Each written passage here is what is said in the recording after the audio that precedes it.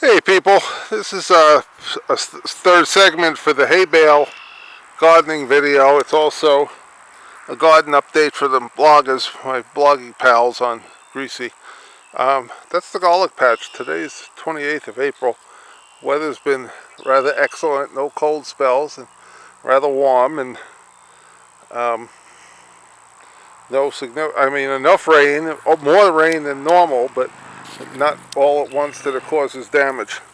So there's the chives. They came back. There used to be three little piles of them, and now there's, I separated them last year, so there's a whole bunch.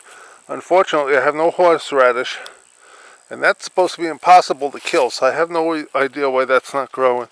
But this section here should be horseradish. Now, the hay bales. This is going to be the pole beans, because it's easier to protect 3 poles in a group than it is to protect a bunch of separate ones. There's ground critters that like them, and then when they get taller, the deer come and get them. And then the hay, I couldn't get whole bales. Here's the leftovers. So I couldn't get whole bales because they were coming apart. They were left over from last winter, and the guy says, since you're planting it, not feeding it to anybody, no problem. So they're flattened chunks. They're like pillows. And I'll season them in a week or two with 12% nitrogen fertilizer, and they'll get hot, cook, and then 2 weeks after that I'll be set to plant. I can plant the seeds earlier, and then tomatoes and stuff. We're not supposed to plant till Memorial Day, but looking at the 10-day forecast in the end of May, can usually get away with it. Get out of there, Buster. Buster, keep going. So I have 5 stacks on this side here, 5 hay bales. That stuff in the middle is old straw from out front, just to keep the weeds down. I got to get something for here, and a little bit here. And then on the other side,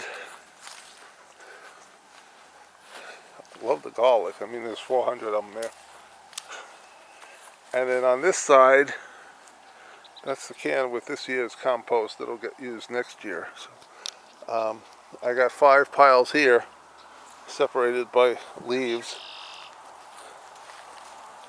So I should be in good shape here. I can get more in here than I could get with rows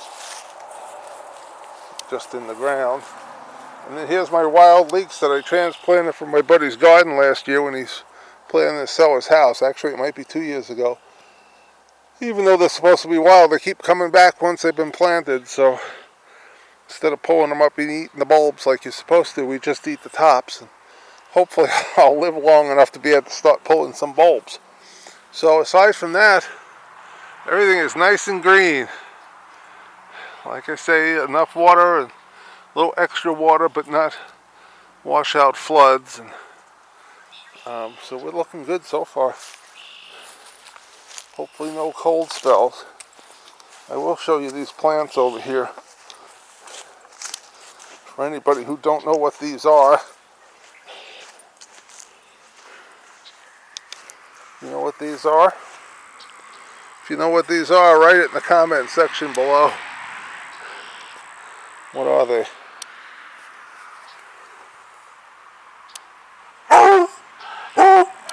You think? He's rather energetic for 15 years old. It's a good boy. That's a good coonhound. And then tiger lilies there, and tiger lilies there. And then hopefully I bought a hydrangea at Aldi's 2 years ago, and